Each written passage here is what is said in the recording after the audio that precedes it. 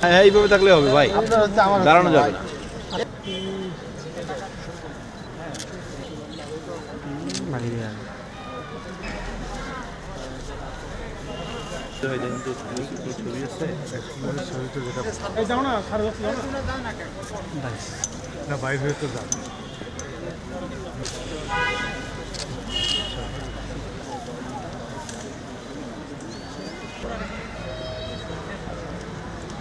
এগুলো পাওয়াতে ভালো লাগে চল, ভালো লাগে চল।